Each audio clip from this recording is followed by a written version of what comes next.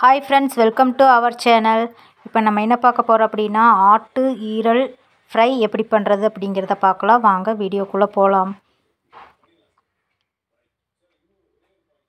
இப்போ பார்த்தீங்கன்னா, நான் 1/2 கிலோ ஆட்டு ஈரல் எடுத்துருக்கிறேன். இதை எப்படி ஃப்ரை பண்ணுறது, அதுக்குண்டான திங்ஸ் என்னென்ன அப்படிங்கிறத நம்ம பார்க்கலாம்.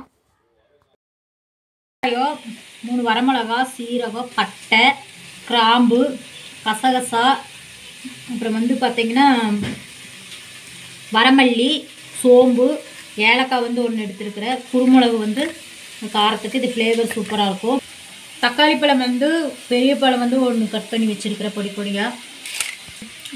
பல்லாரி ஒரு பெரிய சைஸ் பல்லாரி பொடி பொடியாக கட் பண்ணி தேவையான அளவு சேர்த்துக்குங்க. கொத்தமல்லி தழை, மஞ்சத்தூள், அதுக்கப்புறம் காரத்துக்கு மிளகாத்தூள், உப்பு தேவையான அளவு. ஆயில் செய்கிறதுன்னு பார்க்கலாம்.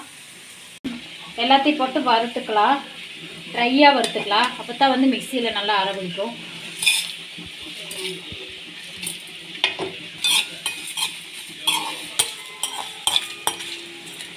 பார்த்திங்கன்னா இது நல்லா வறுபட்டுருச்சு. இப்போ நம்ம இதை வேற ஒரு பிளேட்டுக்கு மாற்றிட்டு வெங்காயத்தை போட்டு நம்ம ஆயில் ஆட் பண்ணிக்கலாம்.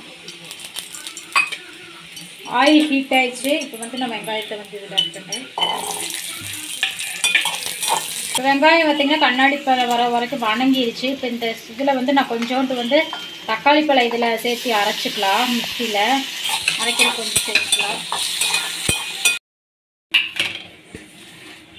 இப்போ நம்ம வறுத்து வச்சதையெல்லாம் இப்போ நம்ம மிக்ஸி ஜாரில் போட்டு அரைச்சி எடுத்துக்கலாம். தக்காளி பழம் இந்த வறுத்த இதெல்லாம் இதில் மிக்ஸி ஜாரில் ஆட் பண்ணிக்கிறேன். இப்போ இதை நம்ம அரைச்சி எடுத்துக்கலாம்.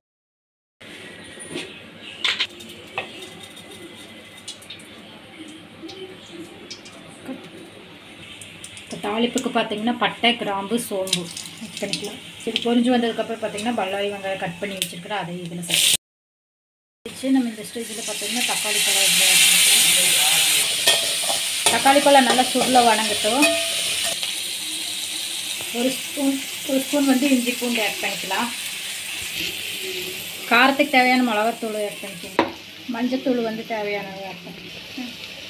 பார்த்திங்கன்னா ஈரல் நம்ம ஆட் பண்ணிக்கலாம்.